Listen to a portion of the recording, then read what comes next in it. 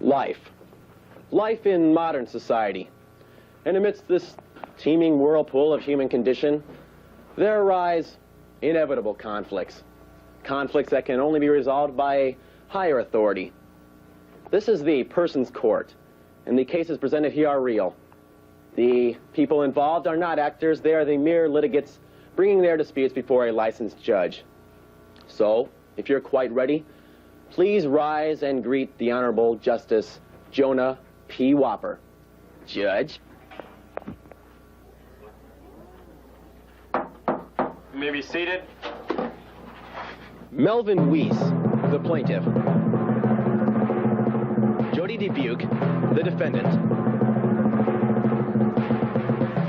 Okay, I know you've been sworn, and I know your complaints. So, Mr. Weiss, would you please tell your side of the story to the court?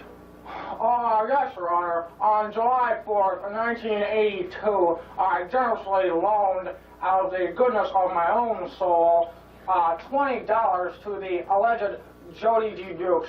That's 20 hard-earned bucks I have just brought back from the grist mill for my humble woman and child. The defendant paid me back $9.25 of this 20 bucks, and the remainder, Your Honor, well, that's what I'm here for. Well, what do you have to say for yourself, Miss Jody Dubuque? Oh, gosh, well, if that's all you want, I got it right here. Here you go, Melzy. Oh, well, great. Well, how about we go out to lunch or something? What do you say? Sounds great. Thanks, Judge. Oh, thanks. Yeah, sure. Roger Shue, the plaintiff. Mr. Chad Finsdale, the defendant. All right, now, I've read your complaints, and I know you've been sworn in. Mr. Shue, will you please tell your side of the argument? Well, 18 days ago, on the night of February 25th, this monster entered my home, stole 4 sheets and a knife, and proceeded to tie up and slowly carve to pieces my sweet Petunia and little Bob. What exactly do you want me to do? Restitution! Restitution for the stolen knife and 4 blood-stained, unusable sheets. I demand justice. Justice, I say. Oh, I see. Well, Chad, can the court hear your side of the story? Listen, bud, I didn't steal no sheets or nothing. That man is crazy. His whole family is crazy. That's why I killed him. But I didn't steal no sheets, no knife, no nothing, man. All right, well, let's try to settle this. Mr. Shue, do you have anyone that can verify your complaint or identify the sheet? Well, I have here my neighbor Estelle. She can identify the sheets. She gave those sheets to my dear sweet Petunia and I for our wedding anniversary. Okay, Estelle, will you please take the stand? Bailiff, swear her in. State your name, please. Neighbor Estelle? Do you, neighbor Estelle, swear to tell the truth in this case? I do. Please sit down.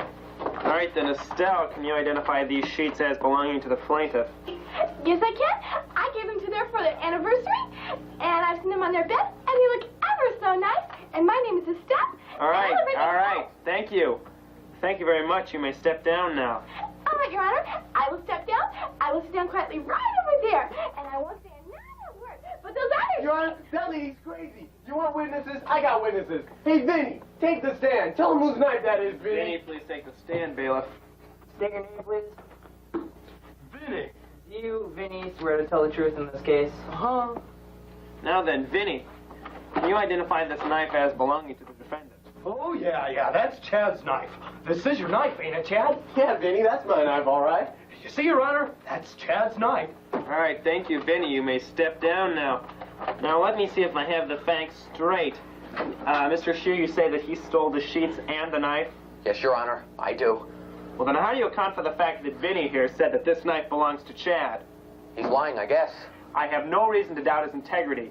Are you sure that he might not have brought his own knife to the scene? Well, maybe. No! Your Honor, he stole my knife. Well, Chad, what do you have to say to this? I'm going to kill him. I swear, I'm going to kill him. Order. I'm going to go to my quarters and try to straighten this case out. I'll be back. All right. All right, be seated. Now, I've gone over the facts of this case, and I've come to my decision. Now, it seems Estelle here is pretty sure that these sheets belong to the plaintiff, but on the other hand, Vinny is pretty sure that this knife belongs to the defendant. Seems we have a split decision.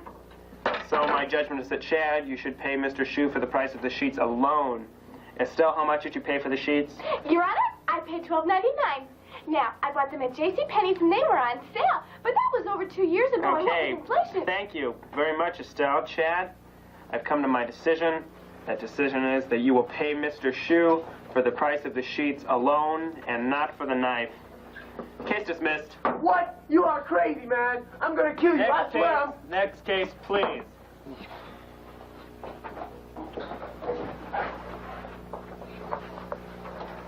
Your Honor, my neighbor left his rake on my lawn, and it turned my lawn brown. Your Honor, wait. There's a very simple explanation for all this. Oh, excuse me, but it seems that we are out of time today on the person's court. Your Honor, I demand justice. Okay, I sentence you to hang by the neck until you are dead. Case dismissed. What? What? What? What? Got you, George.